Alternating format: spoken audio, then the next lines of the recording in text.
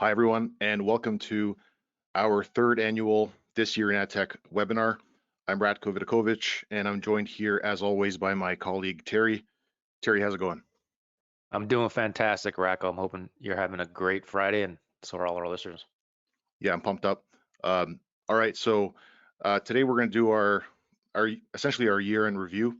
We actually did this last month for AdProfs members, and while the overarching structure and the outlook remains unchanged, there have definitely been some major developments along the themes that we'll be discussing. So the content today has been slightly updated to reflect those changes. We're also going to follow a similar format as previous years. We started doing these in 2017, and so we're generally tracking the same trends. As you probably know, we've been following the industry very closely over the last 3 years. Both Terry and myself have been in the industry as operators for over the last decade. We've been living and breathing ad tech, and for the last 3 years, we've really been analyzing it and tracking it very closely. And what we found is that some patterns have emerged. Some very clear trends are also emerging. That's pretty much what we're going to be covering today. Top 5 trends or forces that we've been observing and that we're going to cover in the order of impact or importance. And really, none of these should be a surprise to regular readers of the newsletter. The way that we're going to cover them is that each trend is really going to build on the previous one. We're going to talk about data privacy regulation, browser policies. Both those are really two sides of the same privacy coin, so to speak. We're also going to talk about transparency, what that means, various forms of it, and where it's heading. And then we're going to talk about industry consolidation, shakeout, and walled gardens to sort of round things out. And then finally, we're going to end by sharing our outlook and our thoughts around priorities and recommendations for moving forward. We're going to try to get through as much as possible. There's obviously a lot of content to get through today, but feel free to ask questions anyways, just in case we have some time left over. That's why we're going to try to get through this pretty quickly. Also, as a side note, some of you might have noticed that we removed the ad fraud in Amazon kind of as their own trends from last year. As interesting as it was to track Amazon and their business as it's grown, in reality, it kind of belonged more in the walled garden section. As for ad fraud, some components of that are covered under transparency, but other than that, we no longer view it as a major force that really shapes the industry. It definitely exists. We're not denying that. It's, I think, more like credit card fraud, for example, in the sense that at this point, it's really taken for granted. Companies across the supply chain do what they can to minimize it. But as a general rule, it kind of tends to follow the money in the path of least resistance. And last year, we talked about how we would move into connected TV, and based on reports, it has. Some of the best reporting on ad fraud continues to be Craig Silverman from BuzzFeed News. So definitely read him if you want the details on all the latest ad fraud trends and ad fraud schemes. So I guess that's all we have to say about ad fraud. Let's jump into some of the main themes. Let's do it. So the first trend is data privacy regulation. In terms of data privacy regulation, this is, I guess, at least from our point of view, one of the strongest forces out of all of them. This is really going to reshape the industry if it hasn't already. We're moving very quickly towards a privacy-first future, and as we tend to say a lot, and data privacy regulation is really the top contributor when you think about risk from a legal perspective. There's also a number of key developments that are happening. The most noteworthy is probably GDPR in the European Union, that being the General Data Protection Regulation. Some of the most notable developments there have been the ICO, or the Information Commissioner's Office in the UK. They put out a report back in June, as some of you might be aware, about concerns with the ad tech ecosystem, specifically real-time bidding and programmatic advertising. They called out a number of concerns with the protocol itself and how data is being broadcast and shared amongst players in the ecosystem. And really what it comes down to, I guess the core part of their argument is that there's really no control over data leakage in the ecosystem, and you basically have these bid requests that are broadcast via RTB to all the DSP players in the ecosystem, and there's really no way to control what happens to that information in the broadcast after they've been sent out, aside from contractual measures that are essentially unenforceable. So they've called that out as a problem.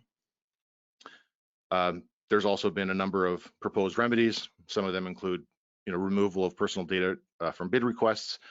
We've already seen Google announce the removal of content categories from the bid stream a couple of months ago. So starting next month, them and I think the IAB are expected to follow with OpenRTB, with similar restrictions in the specifications. And last November, there was also a fact-finding forum that was hosted by the ICO in London, and they communicated that there's going to be sort of more updates coming. Again, back in June, the ICO gave the industry basically 6 months, a 6-month grace period to get its ducks in order, so to speak, and at which point they would be putting further recommendations and enforcements in the new year. However, the 6-month period has kind of come and gone, and all we've really seen is strong words, but very little in terms of concrete remedies and enforcement. And so far, the ICO and even other data protection authorities within Germany have ruled that even analytics cookies, so Google Analytics, for example, being by far the largest, also require explicit opt-in. And this point of view has also been communicated by the ICO as well as the Hamburg DPA, which is a little bit concerning because the ICO, even on their own website, said that they saw a 90% drop in measurable traffic after they implemented their own guidance. So in other words, after implementing their own best practices, they saw a 90% drop in opt-ins. So a little bit concerning. Yeah, no doubt. France's data protection authority also echoed similar statements. They've sent more mixed messages when it comes to analytics and what's allowed there, but I think needless to say, there's still somewhat of a disconnect between the various data protection authorities, and something to keep an eye on. Yeah, absolutely. I think most marketers and publishers would disagree that analytics are not essential. Yeah, absolutely. It's a very important issue. I think it may be possible to continue, but analytics have they've definitely evolved over the last couple of decades. They've gone from sort of being very simple measurement tools that look at page views and hits to a website, and now much more sophisticated in terms of actually showing sessions and per user metrics. So analytics are probably going to need to evolve. So as long as they're aggregated at some level, it should be okay. But you're absolutely right. I think a lot of people would argue that it's quite essential. Beyond that, we've also seen impact from GDPR in terms of companies closing up shop, or at least using GDPR as an excuse to leave Europe one way or another. So whether it's Verve or Drawbridge or Cargo, and I think most recently ShareThrough, they've all pulled out of Europe for what they say is because of GDPR. Whether that's true or not is debatable. Beyond that, we've also seen Google find 50 million euros in France, which might be the largest GDPR fine so far. But generally speaking, research shown that Google, and maybe to a lesser extent Facebook, have relatively benefited from GDPR compared to smaller independent ad tech companies. And then beyond that, there's also CCPA, the California Consumer Privacy Act. California is quite a significant state, so it's set somewhat of a standard in the United States. And really, when it comes down to it, in terms of obligations, is that publishers and brands or any business owners that have a website with a significant number of visitors, they need to give explicit notice and opt-out options for users that are visiting their websites. Right now, the California Attorney General said that this "do not sell my information" button needs to be on all pages that collect personal information, which for any company involved in programmatic advertising is basically every page. Right. And you mentioned the lowest common denominator, and I think when a lot of people hear that, they look at CCPA and they think of California emission standards and how they influence car makers across the country. But I think there's something a little bit different going on here, because with car makers, you've got assembly lines, and building separate assembly lines for each state would be cost prohibitive. So it makes sense to build for the highest standard possible. But that's not necessarily the case with software. If a company wanted to, they could make piecemeal compliance possible. So they can build software that complies with different standards set by different states, and it's much more cost effective than doing so with assembly lines.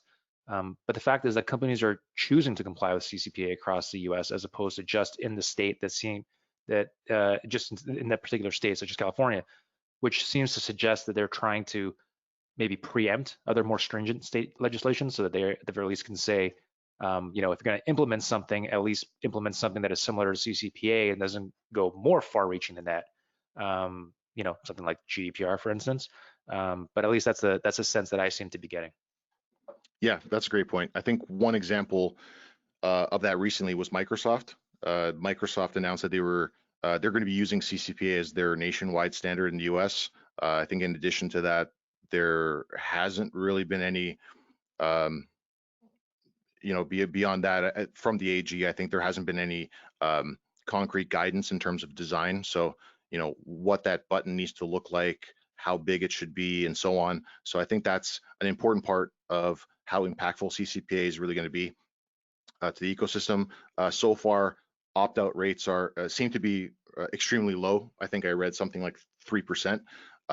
Also, seems like much of the guidance has been around websites, but leaves the open question around, what about connected TV devices? What about OTT video apps?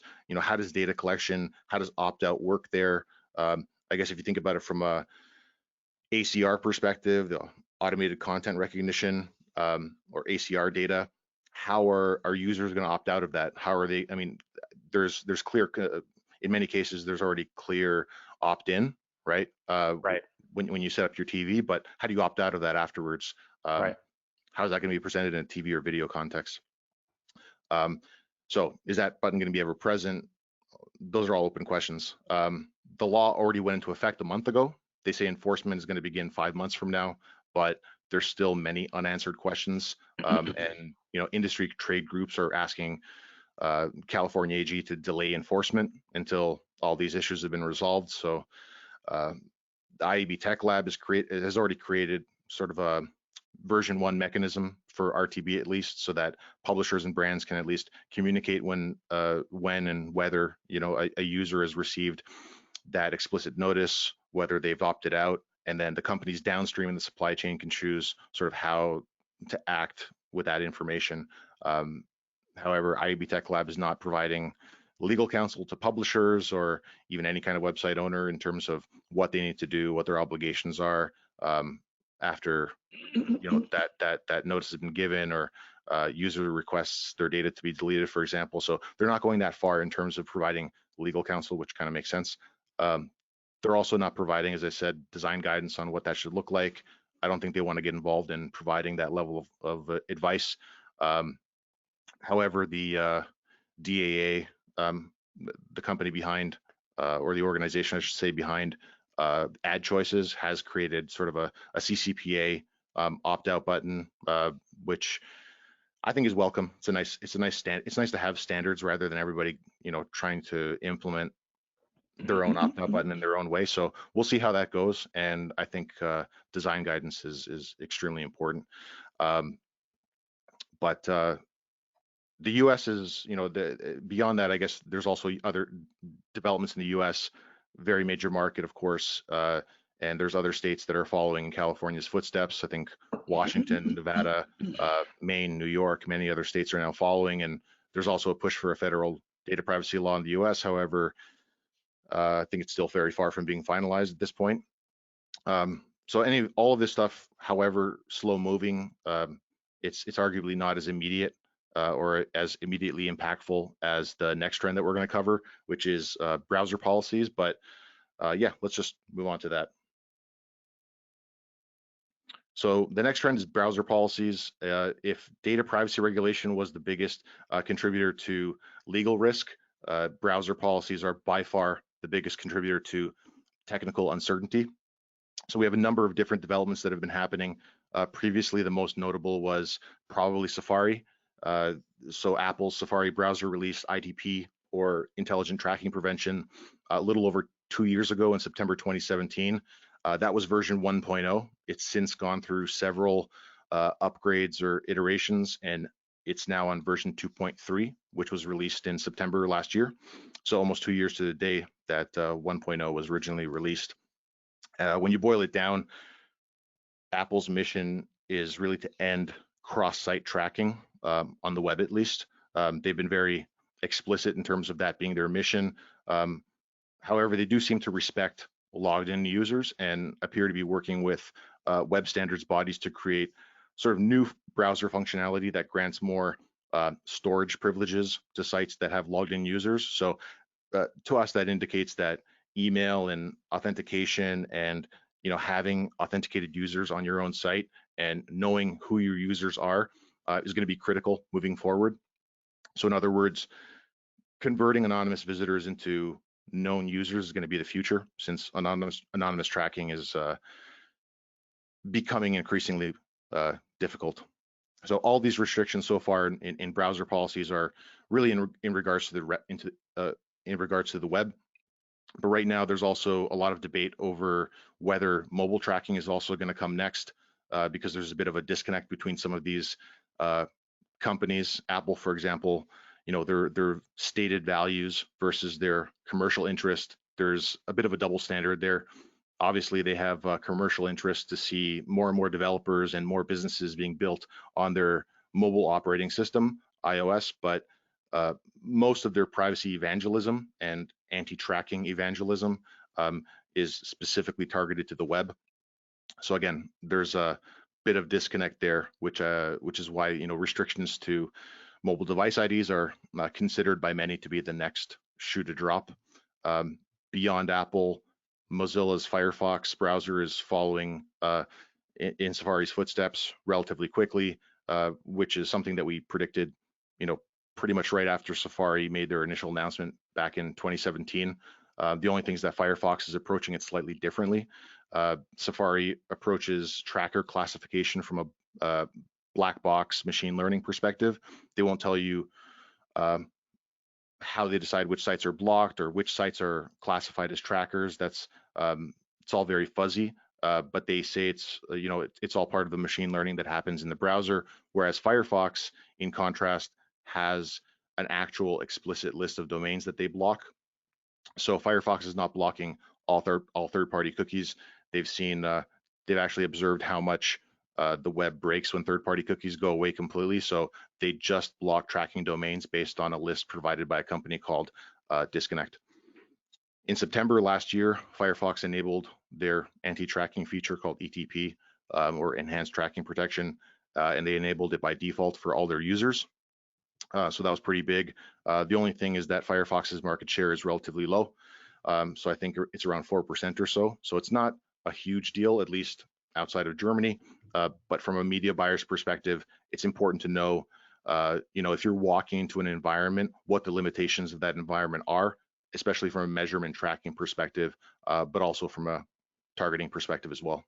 Yeah, and shortly after that happened, we started to see advertisers optimizing away from certain browsers, like Safari and Firefox, and putting more and more of their budgets into advertising-friendly environments like Chrome. Although, as we saw, that there was big news or at the end of last year, beginning of this year as well on that front.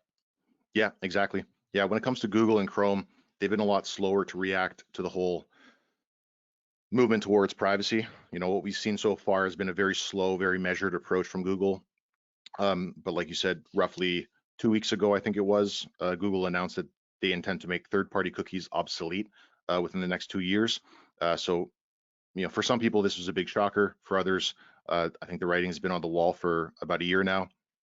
So to replace third-party cookies, Google is putting forth, or they've already put forth back in August, a number of ideas, number of proposals for Chrome in what they refer to as privacy sandbox. So they've stated that they won't kill the third-party cookie until these standards are finalized. But at the same time, they've said that the process for creating these standards is going to take multiple years. So Chrome's privacy sandbox proposals are basically a handful of very high-level documents that explain concepts that could potentially become browser APIs. And these APIs are intended to provide alternatives to basic advertising functionality, things we take for granted today, like targeting and frequency capping and conversion measurement and reporting and fraud detection and so on and so forth. At this point, these proposals are not completely fleshed out. They don't consider all of the potential use cases. They're not specifications. They're not designs. They're conversation starters. And Google has engaged with standard setting groups like W3C to position these proposals as potential web standards for all browsers, not just Chrome, which at the very least is comforting in the sense that it would provide uniformity if it's implemented universally. So we're not going to go too deep on this topic, even though we could. But I think one thing is clear: Google understands the importance of the advertising business model, especially for enabling a free and open web, which is really the fuel for their core business, Google search. That's where they make the lion's share of their revenue. And in order for them to really have a really effective search engine, they need to have information that's freely accessible. And in order for information to be freely accessible, it needs to be supported or subsidized in some kind of globally scalable way. And the best method for that today is advertising. Right. So that's what keeps information free. Right. And if that advertising is disrupted from a publisher's perspective, and then more publishers are either due to necessity or choice are putting their content behind paywalls or putting it behind some sort of registration wall, that really starts to attack the core of Google's business model, which obviously is search, like you mentioned. Yeah, I mean, their mission has always been, I think, organizing the world's information. It's always been their core mission. And if you make the world's information restricted in some kind of way, if it's not available to Google's crawlers, that's a problem for them. Google, more than any other company, has a real interest in making sure that advertising is a viable business model and that it's sustainable for all parties, publishers, advertisers, and users. Yeah, and this is something that our regular subscribers will know. We talk a lot about antitrust concerns and how that forces Google to tread lightly with a lot of the actions they take. And this is where I guess the narrative around collaboration plays a role in the privacy sandbox proposals. Yeah, yeah, absolutely. So for the sake of time, I guess let's move on to the third trend today, which is transparency. So what do we mean by transparency? It's definitely a vague word in terms of how it's used. So without more context, it's a little unhelpful, but really I think everyone understands that what we're talking about is visibility, essentially, into a number of things. So whether it's fees or placements or auction mechanics or the supply chain or data quality, next to data privacy regulation and browser policies, it's probably the most powerful force that's shaping ad tech, and not just recently, not like in the last year, but really over the last decade. And I think it's only accelerating. It's a really strong force, uh, but it's also a positive force.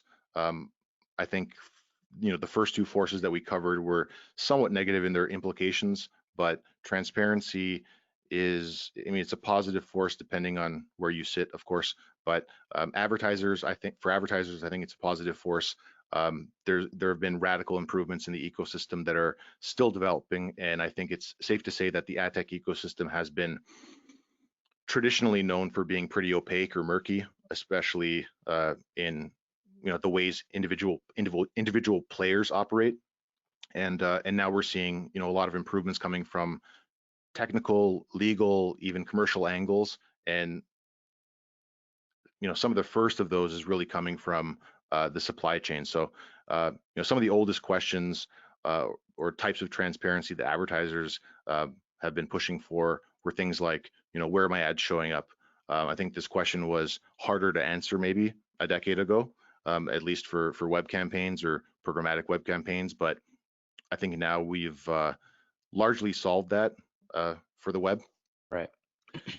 That said, I think it's still an issue.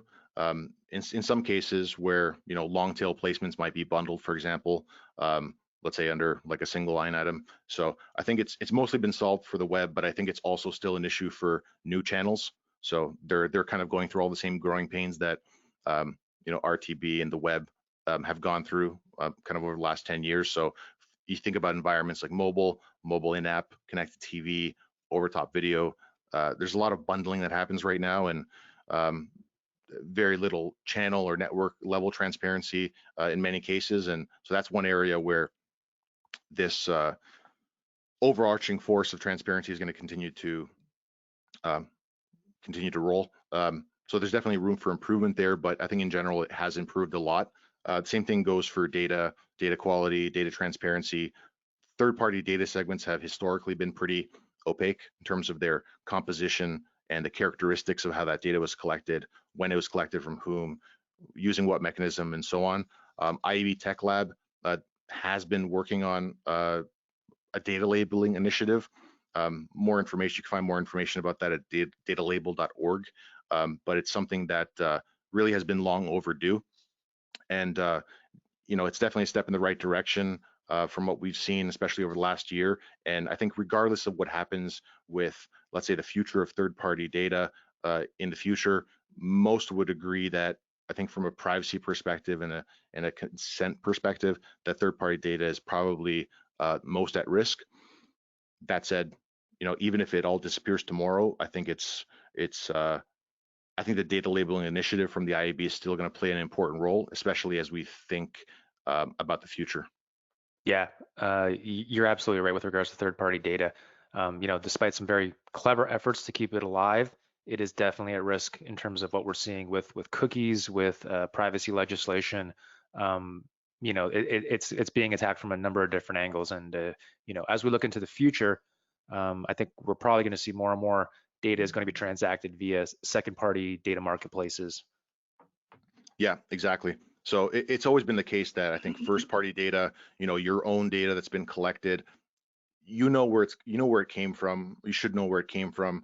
The provenance of the data. It's the most valuable in that sense. So, whether it's advertisers acquiring that data from other data owners directly, whether it's other advertisers or publishers or media owners, I think all those parties are going to want to know what's inside those segments, and sort of as they transact in a second party fashion. Right. And those data labeling initiatives, they provide a common language for everyone to use. So they're gonna play a larger role in the future when it comes to data quality and data transparency. Yeah, I think so.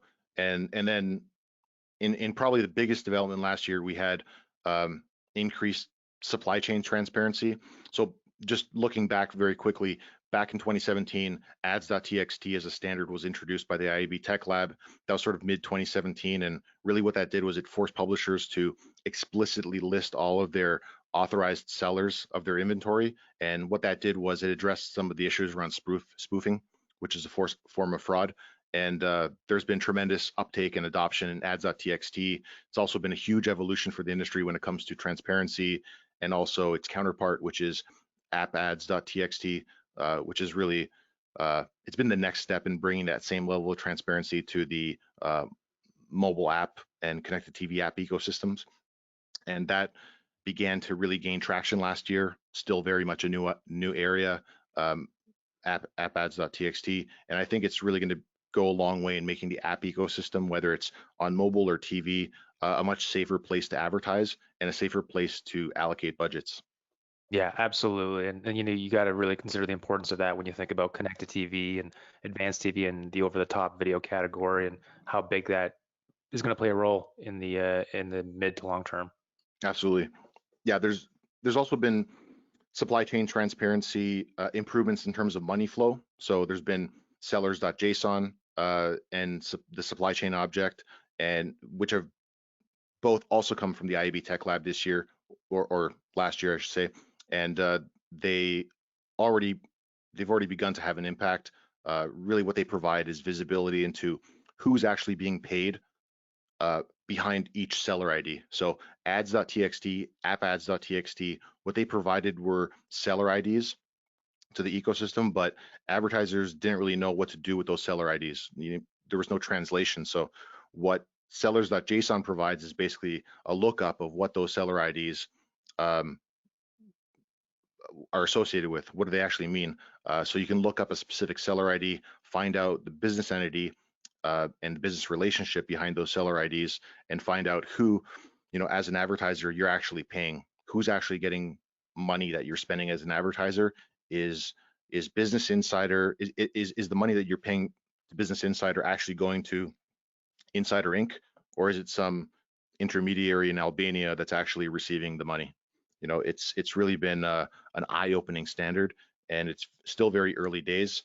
I think the bulk of its impact is still to come, and the end result is that it's going to eliminate a lot of the value extracting intermediaries from the ecosystem. So intermediaries that still add value are going to remain, hopefully, but the end result is that it's going to eliminate a lot of the dead weight in the industry, and it's also going to provide a clear mapping of where advertising dollars are going, and I think that's huge. Right. And then there's the more proprietary initiatives, like we saw Media Math announce, for example, that they are essentially carving out its own transparent supply chain. So, Media Math, the way they're thinking about the ecosystem now is that, perhaps it was a mistake to start off and just open and integrate with as many inventory sources as possible. And, that's pretty much been the approach of most ad tech companies, which is, let's get as much inventory and data providers as we possibly can, and then, maximize those integrations in order to differentiate ourselves from the competition. In other words, let everyone in, but, that might be perhaps changing now. Yeah, and really what it's done is um, it's compromised, like that initial viewpoint compromised the ecosystem because the trade-off has been quality, right? There's been some rethinking of that. It's much more important now that quality is top of mind Right. as opposed to just quantity. And there's really no reason when you think about it to have hundreds of exchanges out there, and the industry is quickly realizing that. So from a supply chain perspective, things are contracting there. Again, I think this is just the beginning. We're going to see a lot more contraction this year, in 2020. The same thing goes for auction mechanics. Second price auctions were the norm for almost a decade, but they were problematic for a number of reasons. They could be gamed.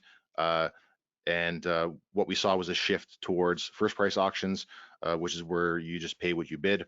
And that's really been solidified by Google's announcement to join the party last year.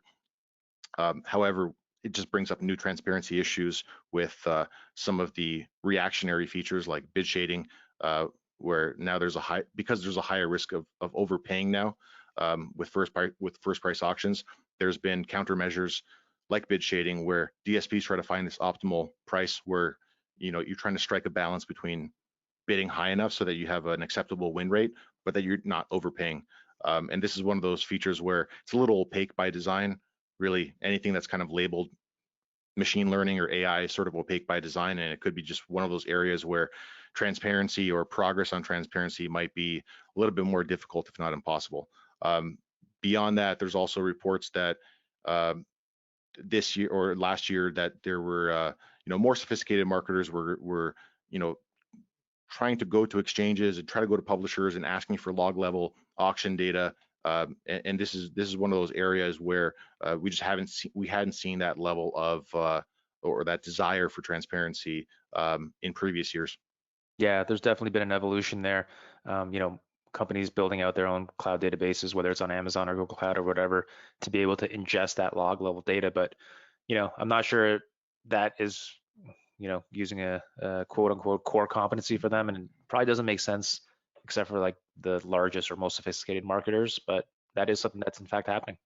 Yeah, it's a new muscle. You can probably consider it a new muscle. It's definitely something that requires commitment, and it's all about transparency. You know, it's in support of transparency. So marketers are trying to work towards getting more transparency into the auctions that they're winning, and even the auctions that they're losing, and whether that can sort of inform their bidding strategy moving forward. And then there's areas where I think still lack transparency, sort of based on how the supply chain works. So uh, marketers are just trying to look deeper and deeper into how the mechanics are working behind the scenes, and to do that, you sort of require log level data. Now, whether that data is accurate or not, or tampered with or not, is a separate issue. Beyond that, there's still questions around fees or hidden fees, fee level transparency, whether it's on the technology side or on the service provider side. I think since we're talking about ad tech, uh, on the technology side, we mentioned bid shading a few moments ago. That's a feature where some DSPs are, for instance, charging for it. It's not always apparent that they're adding fees on it or how much those fees are. There's also data markups and so on. And this is definitely one of those areas where I think it's safe to say there's still opportunity to make progress. Yeah, there's definitely still opportunity there. And on the flip side, there's a lot of pushback coming from ad tech vendors, because fee transparency is one of those things where, the minute that your counterparties or people in the supply chain understand exactly how much is being charged, there's a natural tendency to push back on that. And that let's call it that level of fee transparency is going to impact margins, it's going to impact profitability, it's going to impact the long-term sustainability of a lot of these companies, and including public and private ones. And so you're going to get a lot of counter pressure around transparency of fees. But that's something that's been going on for a while in ad tech. Yeah, absolutely. I think it might be one of the more difficult challenges. Definitely more of, I think, a human problem than a technology problem. That's been illustrated by some of the developments we saw last year. For example, AdFin, the transparency firm, closed up shop, and I think we're not going to talk too much about agency and service provider transparency. That's kind of outside the scope of this discussion.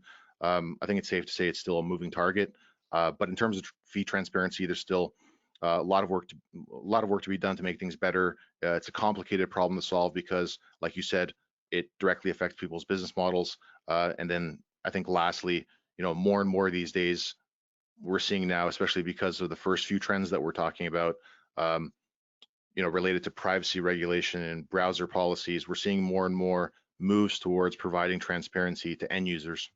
Right. Regulators are requiring that publishers and the vendors that they use are disclosing to website users, what information is being gathered, how it's being used, who it's being shared with, and so on and so forth.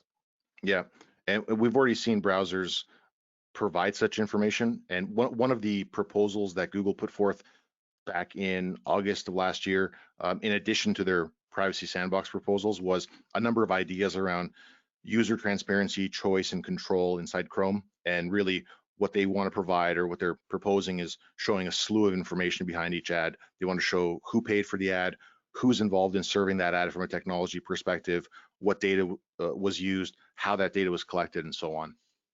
And then at even higher levels, they want to show on the page or on the actual site, they want to show all the trackers that are on the site, what data is being collected, who it's being shared with, and so on. And they really want to do this at every level. Yeah, it's really a question in terms of how much information is too much, and while it's important that users have and understand the data is being collected and used, if you kind of take an analogy to the food industry, do you really need to know exactly how the sausage is made? Like, is there a certain level of detail that gives people enough information? And then going beyond that, are you really just fear mongering or putting, companies in a tough situation? Yeah, I think it could be one of those areas where I think maybe Google went perhaps a little bit too far on the transparency side for perhaps the sake of negotiation or for the sake of discussion, and they might walk some of those things back, maybe perhaps, maybe based on more industry discussion, more industry collaboration. Right. So where does this lead us? I think it leads to I think transparency as a force naturally leads to margin pressure for ad tech companies, at least on the fee side.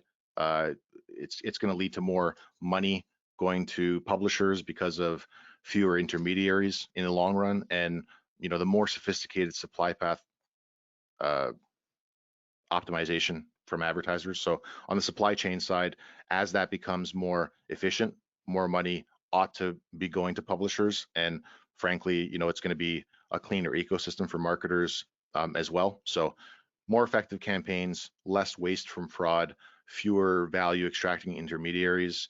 I think those are all good things. And really what it all comes down to, what it all leads to, I think, is consolidation and shakeout in the industry, which is the next trend that we're going to jump into.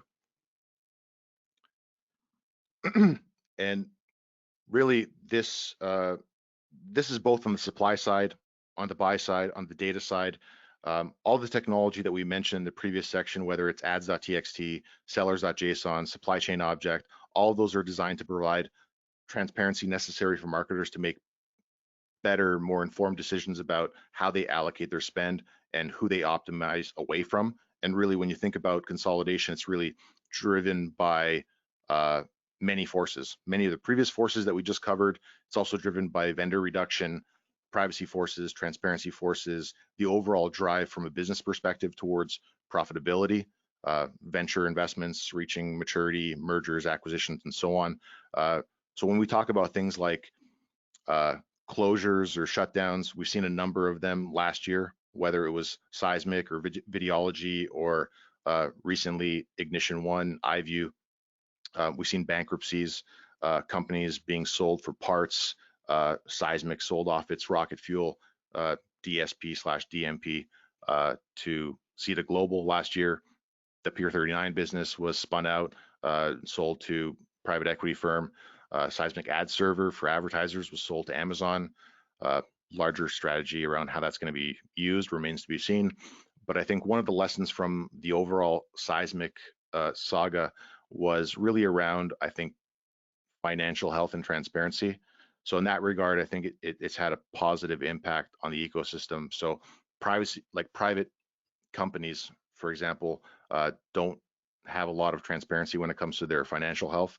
And what we're seeing is that companies are going public, or companies uh, that have already gone public, public vendors, uh, they they appear to be safer bets in many ways because their financials are all above board. They have an incentive to be above board and transparent, so you know what their situation is. Same principle applies to the Videology example last year. They filed for bankruptcy last January, and Amobi ultimately bought them. Ignition One also sold off their assets and closed up shop a couple of months ago. These were all private companies. We also saw layoffs last year from OpenX, Oracle Data Cloud, Samba TV. Large part of all of this is a drive towards profitability. So on the one hand, we have companies that are already profitable, like Trade Desk and Criteo, and others that are aspiring to be profitable, like LiveRamp and Rubicon and Teleria. And then we have private companies, some of which are just looking to stay in business, and venture capital has dried up. Even securing credit is becoming more and more difficult. So they have to get profitable for the sake of their businesses. Otherwise, they risk going bankrupt. Yeah, it really is a story of survival, I think, for a lot of companies. And then on the flip side, you've got companies that are looking for a landing spot, right? They're looking for acquirers, and in order to be able to um, fit in as part of an acquisition strategy, they want to be able to tell a story, whether that's around growth or profitability. And as growth is getting harder, perhaps not necessarily profitability is easier, but cost cutting may make it more viable in the short term. So another reason we're seeing companies driving towards the end, and we're seeing things like layoffs happening. Yeah. And then, with respect to mergers and acquisitions, we've also seen a slew of them last year. It especially picked up compared to the previous year, 2018, and it especially picked up towards the end of last year. So especially Q4 2019 really accelerated.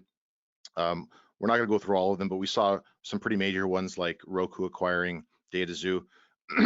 uh, we saw AT&T acquire Clipped, LinkedIn acquired Drawbridge, LiveRamp acquired a couple of companies, one in the consent management space, another one in the connected TV space. Rubicon acquired RTK, a managed header bidding company. Taboola and Outbrain finally merged to kind of create a dominant player in the content recommendation strategy, sorry, content recommendation category. And they sort of gained efficiencies of scale there. We also saw Double Verify acquire Adjuster, and so on and so forth. I think one of the common threads between all of these mergers and acquisitions is that they all seem to be related to key areas like connected TV, contextual targeting, identity, header bidding, and so on. So it's a very, Yeah, very clear theme. yeah, and, you use the word consolidation there, but it almost seems like a purge in some instances. Like it really started to accelerate in Q4. Um, and another factor that we talked about earlier that could be playing a role is the data privacy, potentially creating some uncertainty for the future, which could be leading to more consolidation. Yeah, either causing them or maybe even preventing some of them. I think they might be accelerating faster if the overall ecosystem wasn't so, uncertain at this point. Right. Good point. So I think the culmination of a lot of these trends is really the rise of walled gardens. So especially consolidation, right? It's really giving birth to more and more um, walled gardens, especially as companies get acquired. So Roku is arguably the latest one. And really what it comes down to for the walled gardens is, yes, they are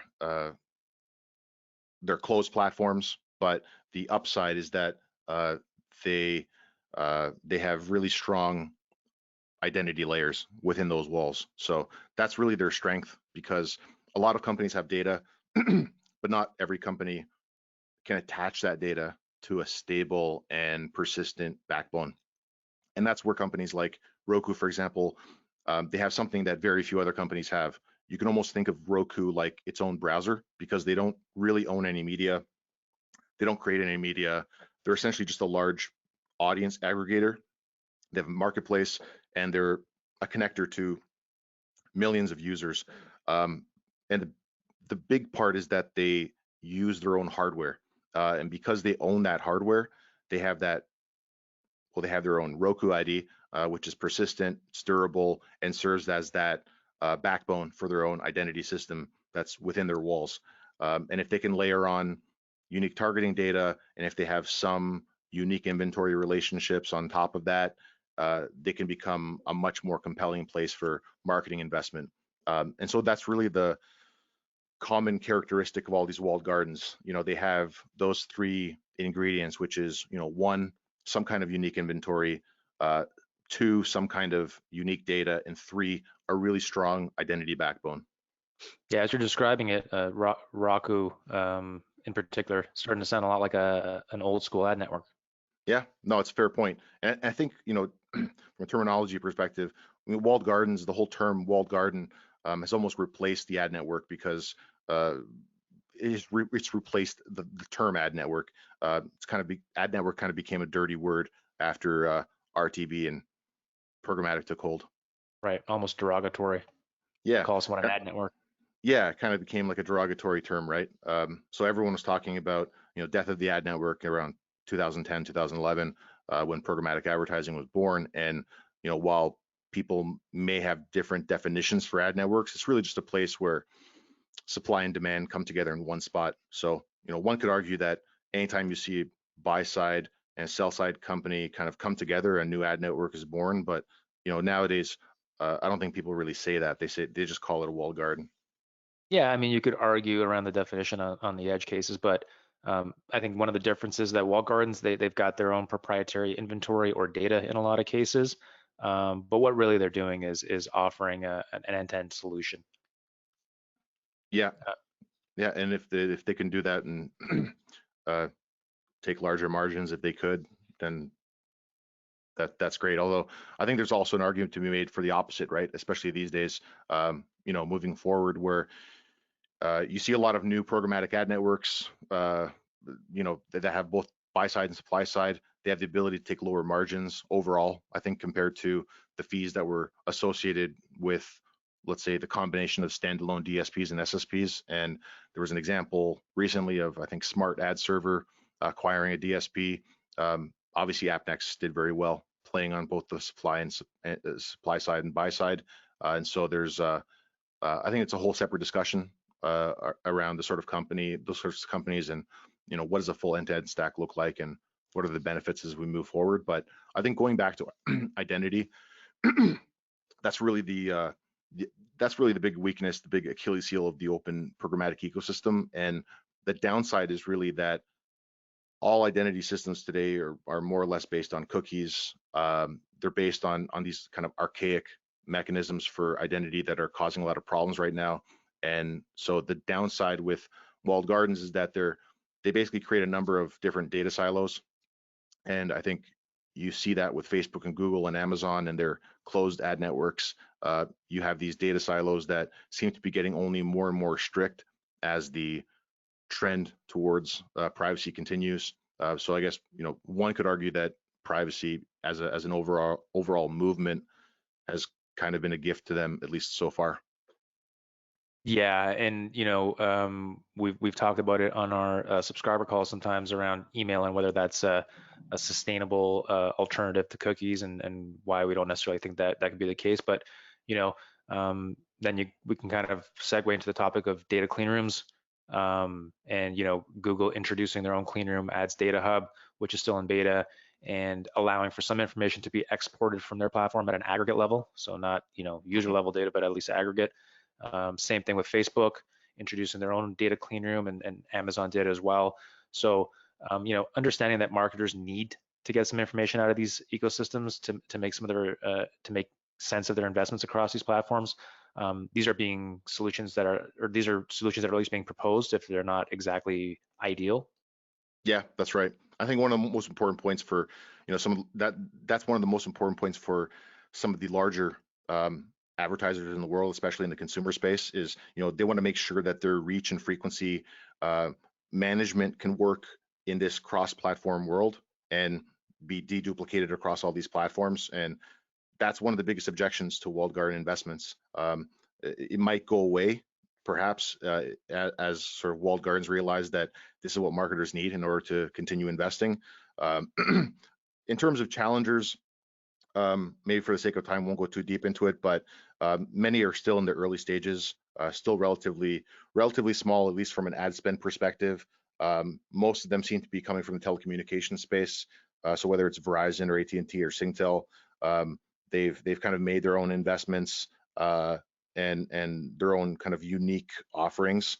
The jury's still out in terms of the success of those challengers. It's been interesting to see that there's been very little mimicking of these playbooks from other telcos. Uh, I expect to see more people follow the playbook, but maybe they're just waiting to see how these initial bets unfold. Right. And just to add on to that, we're starting to see attempts from companies like Walmart and Comcast and others to create their own ad tech systems or, ad networks and compete in that space as well. Yeah, absolutely. We're definitely seeing that unfold, um, kind of beneath our feet right now. So I think that's where we're heading overall. I think it's as much as people lament the drawbacks of walled gardens, I think their proliferation is pretty much inevitable. Yep. In terms of future outlook, I think we're at the beginning of an industry-wide pivot to privacy. Ad tech generally takes years to change from our experience, but the rate of change seems to be accelerating. When we did this presentation last month, we warned that any technology that's dependent on third-party cookies is going to be at risk of becoming obsolete. Um, Given Google's recent announcement, that's now a certainty. Addressable advertising is most likely going to remain available. I know some people put forth the idea, well, what if third-party cookies go away, or what if user level targeting goes away completely? I think that's a fantasy.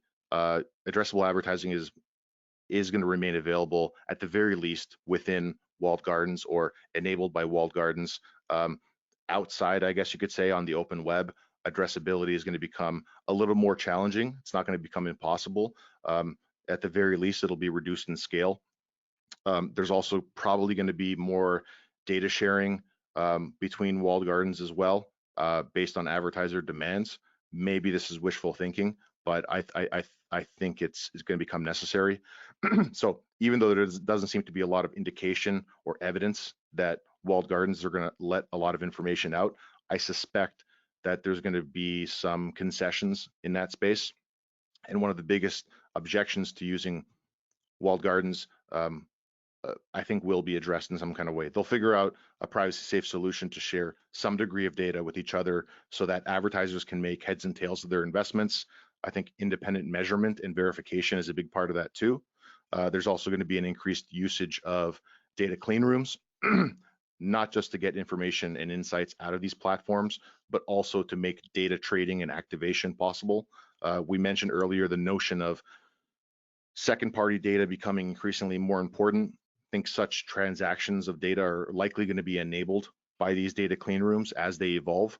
As for the rest of the independent ad tech industry, the non-walled gardens, everyone seems to be betting on connected TV or over the top video as the future, and there's good reasons to believe that it's the biggest opportunity.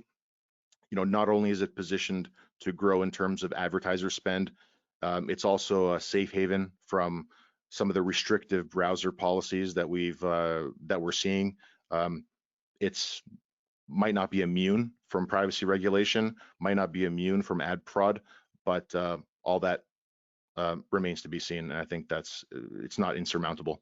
A lot of companies are also pivoting their strategies towards contextual targeting or contextual solutions. That's really a hedge, I think a smart hedge for the future, especially in light of all the privacy forces that are bearing down. Perfect example of this last year was Oracle's strategic shift to contextual targeting, brand safety, and measurement. But beyond that, I think we're also seeing the beginning, and what we saw last year was the beginning of antitrust investigations. The most recent, which came out of the UK and their Competition Market Authority. A lot of these investigations are hard to predict at this point, take a long time to play out, might result in some positive things like forced interoperability or forced data sharing at some point. I wouldn't necessarily bet on it or count on it. But in terms of investments and priorities, I think there's certain areas where there are safe bets or safer bets, and first party data is one of them. So data that's been gathered from users with proper consent, whether it's CRM data or any kind of email-based login, having compliant identity data is a safe bet for the future. So if you're an advertiser, establishing or nurturing relationships with publishers is probably a good idea. Going back to the idea of data clean rooms, those are going to be an area where I think from a knowledge perspective, from a talent perspective, people are probably going to want to develop expertise there. It's definitely an area where we want to learn more and share more as we move forward in 2020. Same applies for practices like supply path optimization or SPO. That's really a growing interest for many advertisers. That really means working with fewer trusted partners, making more intelligent bidding decisions. We had a great webinar with Chris Kane last year, which was very popular. And so I think that really touches on a big point of interest moving forward. And it also ties back to the third trend that we talked about a bit earlier, which is transparency. There's new tools that are available now for visibility into things like fees and auction mechanics in the supply chain. And I think that really needs to be used to your advantage. Yeah, as you're talking about the future outlook, I think if you can kind of tie that all up into a foundational theme, it's the idea that this is an ecosystem and how the various themes that we discussed interplay with each other. For example, you've got a lack of a strong identity solution, bringing about the need for better contextual solutions, and privacy legislation enhancing that need. And on the flip side, a counter force is some of the antitrust factors that could potentially counter some of the privacy movements and the bets towards connected television, really due to a lack of identity solutions and the part of the open web that just being conceded to the walled gardens. So it really is one of those situations where pushing on one side of the ecosystem has an impact on the rest of the ecosystem as well. Yeah, absolutely. I mean, really, when you start to distill it down, kind of paints a clear picture. So, really, there's kind of no need to even make predictions because the writing is on the wall in a lot of these cases. Like, we're not just pulling things out of the air. When we talk about the various forces and trends like transparency, walled gardens, contextual identity, and so on, in a lot of these cases, many of the emerging channels and technologies actually sidestep a lot of these issues that we're talking about. So things like digital out of home, audio, for example, they sidestep all the chaos that's kind of happening in the browsers. Right. And that's also an area where things like connected TV, advanced TV, over-the-top video, they're being viewed as the future of the industry. I think rightly so. I mean, these environments are insulated; they're immune from, for the most part, from a lot of the uncertainty that's happening right now in elsewhere, like on the web. And also, I think as marketers become more aware and more open to sort of rethinking their marketing mixes and budget allocation, and perhaps shifting more towards brand building, that's also going to fuel the growth of TV and the move towards connected TV. So I think it's an opportunity not just for marketers, but also for agencies and ad tech companies as well. And when you think about targeting solutions, identity solutions, attribution, how does that actually work? And how does that look like in a video or TV environment? The industry over the next 2 years is going to collaborate with Google over these proposals in Privacy Sandbox.